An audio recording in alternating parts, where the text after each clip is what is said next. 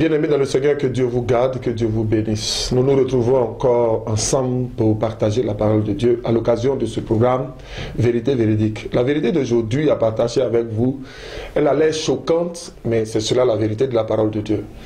La vérité d'aujourd'hui se trouve appuyée sur Jean 3,16. La Bible dit: Dieu a tellement aimé le monde qu'il a donné son Fils unique afin que quiconque croit en lui ne périsse point, mais qu'il ait la vie éternelle. Bien-aimé, la seule et unique raison pour laquelle Dieu a donné son Fils unique à la croix, c'est pour le salut de ton âme. Je vais te dire, Jésus n'est pas mort pour que tu sois béni. Jésus n'est pas mort pour ton mariage. Jésus n'est pas mort pour ta prospérité. Parce que bien avant que Jésus ne paraisse pour détruire les œuvres du diable et t'apporter la liberté qui va t'envoyer au ciel, les hommes se mariaient déjà. En Genèse 2, verset 24, Dieu a dit: c'est pourquoi l'homme quittera son père et sa mère, s'attachera à sa femme, et les deux ne feront plus qu'un. Bien avant que Jésus même ne vienne, ne paraisse pour ton salut, les hommes se mariaient. Quand tu regardes autour de toi, les gens se marient. Tous les hommes prennent, qu'ils connaissent Jésus ou bien qu'ils ne connaissent pas Jésus, ils se marient, ils font des enfants et ils sont heureux. Certains sont heureux sur la terre. Je vais te dire, Jésus n'est pas mort pour que tu aies une prospérité financière.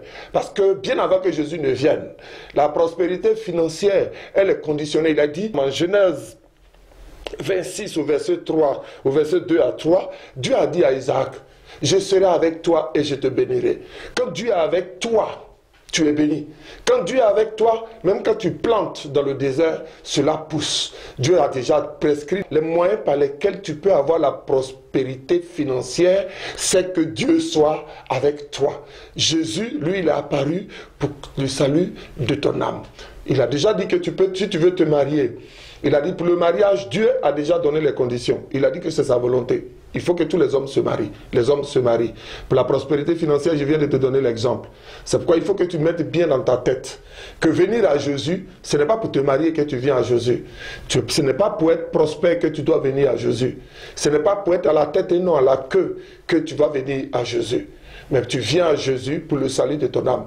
Parce que la Bible dit clairement, et c'est par là que je vais finir aujourd'hui, la bénédiction, elle est conditionnée. Il dit: si tu obéis à la voix de l'Éternel, ça te dit si tu obéis à ma parole, voici les bénédictions qui seront ton partage. Et du verset 1 au verset 15 de Deutéronome 28, tu as toutes les bénédictions qui s'attachent à ton obéissance à la parole et à la voix de Dieu. Mais je vais te dire, pour ce qui concerne la mort et la résurrection de Jésus-Christ de Nazareth, elle a eu lieu. Elle a été prévue, elle a été planifiée, elle a été prophétisée, elle a été organisée par Dieu pour un seul but, le salut de ton âme.